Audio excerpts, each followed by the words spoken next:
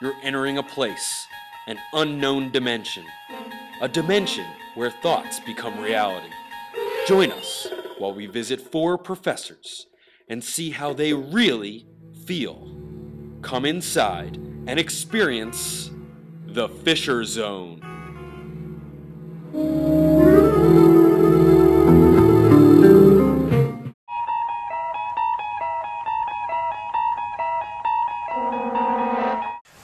So, given everything that we've learned in class so far, what is the economic justification underlying the increased persistence of high seas pirates? Jane. Well, Professor Campbell, I think that's a really good point. I mean, last night when I was on Wikipedia and I was reading about the pirates, I thought, oh my goodness, maybe they're stealing the boats because of global warming and they really don't want all the gas and the toxins to go in the air because of the global warming problem and the plastic island floating in the ocean, and they're trying to, you know, really make it not be there anymore. And they're also just trying to help feed their families, and so maybe there's food on the boats that they needed for their families. I don't know. I mean, I think pirates is probably the best option for those people in those countries. So, yeah. That's interesting, Jamie. Let's open that up to the rest of the class to see if anybody wants to respond to Jamie's comments. Donuts. Bacon. Scrambled eggs. Oh, she's talking.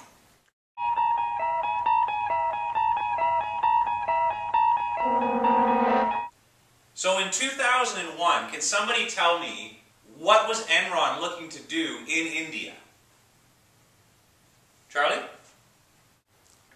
Okay, so I've been thinking a lot about this, and there are 1 billion people in India. I was reading all about this in The Economist. And what I'm thinking is that we can use this emerging market and all these synergies that we can create education for every single person, and every single person wants to get educated. They're willing to leave their farms and their families in order to come into New Delhi and get educated right away. So we can implement this successfully. We can diversify all their talents, and we can get all these talents streamlined so that every single person has inert value right now, and we need to make this inert value moving value. This is about the running shoe theory that I was talking about earlier. And in conclusion, we'll have 1 billion people. Every single one of them will be educated, every single one of them will create synergies, and finally, Twitter. Okay, we're getting there.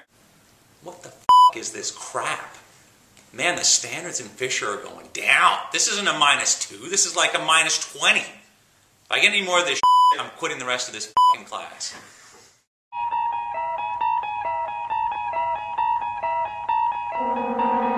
Thanks, Dong. Really appreciate your response. Anybody else have anything to add to what Dong is saying? What do you think, Mike? I'd like to build upon what Dong was saying. I visited the Fifth Avenue Waffle House the other week to ask them about fulfillment and demand management. And they had some really critical, insightful things to say about FTF. Specifically, they brought some insights to light about appraisal costs and prevention costs that I thought were fascinating. They really helped me understand what total quality management was as a theoretical idea, and really brings some specific thoughts to the table that help clarify the overall ideas and really tell me that as an individual, it's really kind of a farce and doesn't make a lot of sense. Mike Lisinski, my classmate, told me that when he worked in operations, he didn't even know what quality management was. He did, however, have a very good idea as to what bullwhip was and explained it to me thoroughly.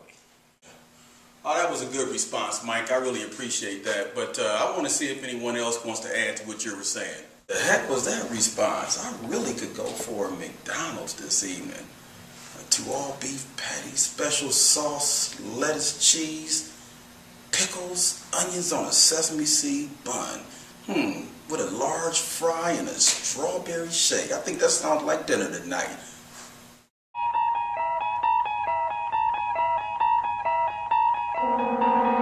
So the question I guess I've got for somebody in here is, tell me, how do we make human capital work within an organization? Joe? So I think the real question here is, why should we care? It all starts with headcount reduction of people that don't have soft skills. These are people that I don't consider human capital. Most of them can't really hack HR, and none of them are level 5 leaders. With the support of the CEO and some core competencies, I think we can really leverage our synergies and do what Maslow was really hoping that we could all achieve. And I think when it comes down to it, it's all about intestinal fortitude and duty-driven foresight. And, just in general, I think people can't hack HR.